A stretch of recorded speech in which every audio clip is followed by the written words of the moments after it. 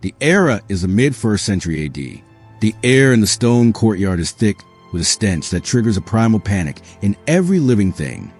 The smell of burning hair and searing human flesh. Serena, 26 years old, is no longer a person.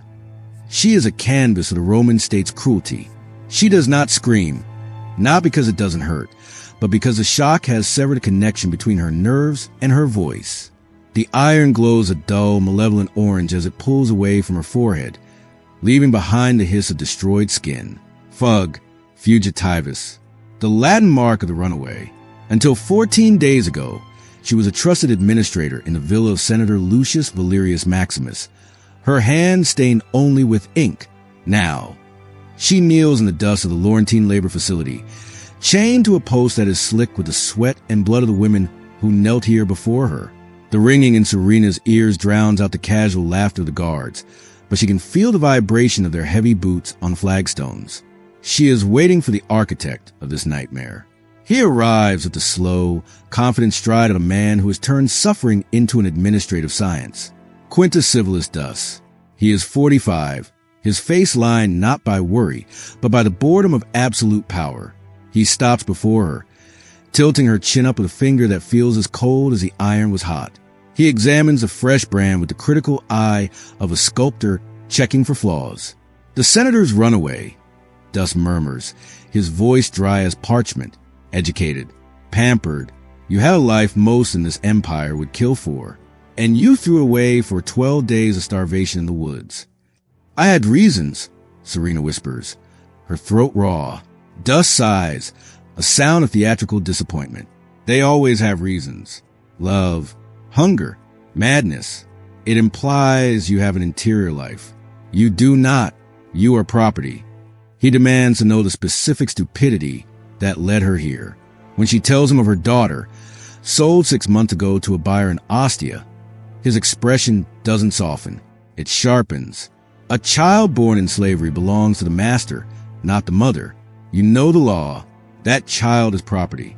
What her owner does with her, whether he works her, sells her, or breaks her, is a matter of economics, not morality. He straightens up, wiping his hand as if her grief is contagious. He turns to the guards, his eyes dead and flat. Mark her for the special assignment. She is spirit. It will make breaking her more entertaining. Serena is dragged from the light of the courtyard into the bowels of the facility. The darkness here is heavy, smelling of mold and ancient fear. Dus's words echo in the corridor. Special assignment. It is a phrase whispered in the dark by the other women. A sentence that carries survival rate measured in weeks, not years. Most last 3. The strong last 4. As the heavy wooden door slams shut, sealing her into the facility's interior, the last thing she sees is Dus moving to the next woman in the line, ready to dispense doom like a clerk dispensing grain. To understand the horror Serena is about to endure, you must understand the machine that caught her. History books are sanitized. They speak of Roman slavery as the engine of civilization, the labor that built the aqueducts, harvested the grain, and mined the silver. But they rarely describe the waste disposal systems for the human tools that malfunctioned. Running away was the ultimate sin. It was a rejection of the Roman order. To keep millions of slaves in check, the punishment for few who ran had to be a spectacle of absolute devastation. The Laurentine facility was not a prison. It was a theater of terror. Some were sent to the mines to cough their lungs out in the dark. Some were sent to the arena to be meat for the lions. But the special assignment was something else, a calculated mix of labor and degradation designed to strip away humanity layer by layer until nothing remained but meat. Serena is thrown into a cell that measures 6 feet by 8. The walls are weeping with moisture. The floor is uneven stone, and the only light comes from a flickering oil lamp mounted beyond the iron grate. Just enough light to ensure she can never hide in the shadows. She is not alone. In the corner, a figure sits on a thin, straw pallet. She is gaunt, her eyes hollowed out, her forehead bearing the silver scar of the Fug brand. New arrival? The woman asks. Her voice is like grinding stones. I am number 47. I used to be Kalpernia. What is the special assignment? Serena asks, dread coiling in her stomach. Kalpernia laughs, a dry, rattling sound. By day, We are beasts of burden in the quarry. We break stone until our hands bleed. That is the easy part. She leans forward, the lamplight catching the jagged scars on her arms. The nights are for the revenue. The administrator rents us out. Men come here, men with appetites they cannot satisfy in polite society. They pay to use women who are already marked for death. The reality of her sentence settles over Serena like a shroud. Quarry work to break the body, night sessions to break the mind. How long have you been here? Serena asks. 6 weeks, Kalpernia replies. I am an anomaly. Most stop eating by week 2. They stop sleeping by week 3. By week 4, their hearts just stop. But Kalpernia has a secret weapon, a fire that the facility hasn't been able to extinguish. She is looking for her son, lost somewhere in the labyrinth of Rome. And she has a contact, a guard named Marcus. He is not like the others, Kalpernia whispers, glancing at the grate. He brings me food. He warns me when the dangerous clients are coming. He speaks of escape. To Serena, this sounds like a fever dream. Escape from Laurentine is impossible. But as the conversation dies and the oppressive silence of the dungeon takes over, Serena makes a choice. She will not die here. Her daughter, Lucia, is 8 years old, alone in Ostia with a man whose reputation makes the blood freeze. Serena has 12 hours before her first night session. She will use them to plan. The first night is a descent into hell. Guards drag Serena to a chamber that mocks the idea of comfort. Cushions stained with wine and oil, the air thick with perfume that cannot mask the smell of sweat and blood. The client is a wealthy man who views her pain as a transaction he has purchased. He takes his time. He uses instruments. When Serena is finally returned to her cell, she leaves a trail of blood on the stones. She collapses onto the straw, her body a map of agony. Kalpernia is watching. The first lesson, the older woman says softly, is to eat, even when you want to vomit. The second lesson is to leave your body. Go somewhere else. If you stay in the flesh, they will destroy you. For 2 weeks, Serena survives. She masters the art of dissociation. During the day, she swings the hammer in the quarry, letting the rhythmic clang of iron on stone hypnotize her. She watches the facility with the eyes of the administrator she used to be. She tracks the shift changes. She notes the squeak of the supply wagon wheels. She identifies Marcus, the guard Kalpernia spoke of.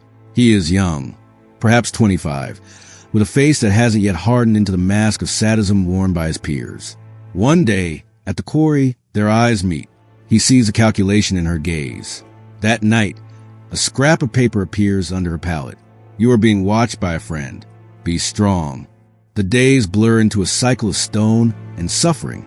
The nights are a kaleidoscope of horror. But the bond between Serena and Kalpernia grows into something harder than the rock they mine. They are comrades in a war against despair.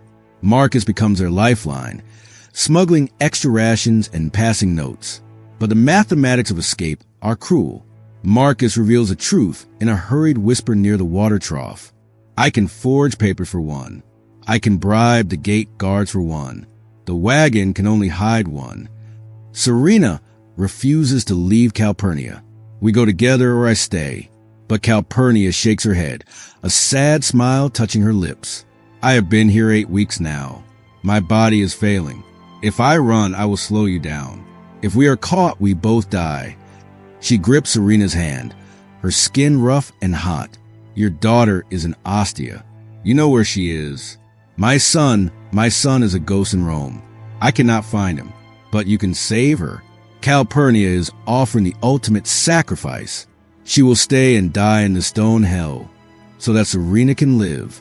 Live for both of us, Kalpernia commands. That is the price of this ticket. The escape is set for the 3rd week. A supply wagon, driven by a freedman who owes Marcus a debt, rolls into the courtyard at dawn. The plan is fragile. Serena must be buried under sacks of grain, silent and invisible. But the night before is the final test. Dus has scheduled a premium client for Serena, a man known for breaking his toys. You must survive tonight, Marcus warns her. If you cannot walk in the morning, the wagon leaves without you. Serena endures a night that stretches into eternity. She retreats into her mind, visualizing the road to Ostia, the face of her daughter, the promise she made to Kalpernia. When the guards drag her back at dawn, she is broken, bleeding, but she stands. She embraces Kalpernia one last time. No words are needed. The dead is acknowledged. Serena slips into the supply loading area, burying herself beneath the coarse burlap sacks of grain. The dust fills her nose, stifling a sneeze. She feels the wagon lurch into motion. The journey out of the Laurentine facility is a terrifying crawl. Every bump in the road threatens to reveal her. Every shout from a guard stops her heart. But the wagon passes the gates. The bribes hold. By mid-morning, she is in a safe house in Rome, a cramped room in a tenement near the Tiber River. Marcus's contact hands her the forged papers. They claim the brand on her head is a mistake, a legal error currently under appeal. It is a thin shield, but it might just work. She doesn't rest. She travels immediately to Ostia, hidden in the back of a cart. Her destination is the villa of Gnaeus Publius Balbus, the man who bought her daughter. It is sunset when she arrives. The villa is modest, secure. Serena approaches the gate not as a beggar, but with the imperious confidence of the senator's household manager she once was. She bluffs her way past the guard, claiming urgent business from a major trading house. Inside, she confronts Balbus. He is a heavy-set man, startled to find a scarred, desperate woman in his study instead of a business partner. Serena draws a knife, a stolen blade she has carried since Rome. "I am not here to rob you," she says, her voice trembling with adrenaline. "I am here for Lucia." Balbus looks at the knife, then at the brand on her forehead. He realizes what she is. "You are the runaway. You escaped the facility. Where is she?" Serena demands. Balbus hesitates, then sighs. "She is sleeping in the servants' quarters."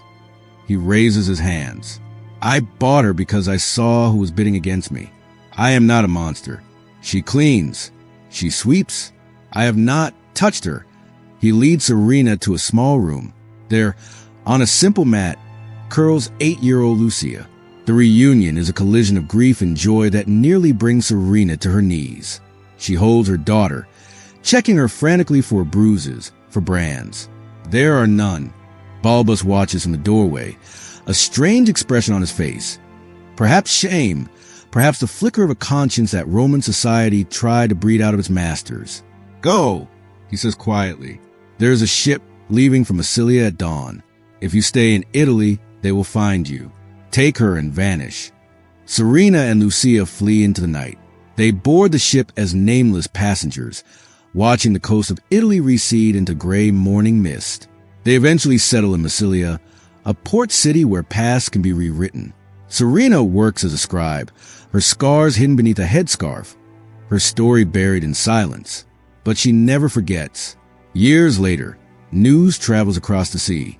The Laurentine facility suffered a security purge.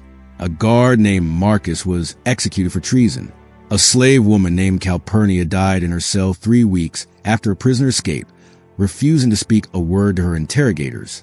She died so that Lucia could grow up free. This story forces us to look past the marble statues and the glory of the legions. It demands we witness the machinery of pain that underpinned the empire. The historians of the time wrote about laws and property rights.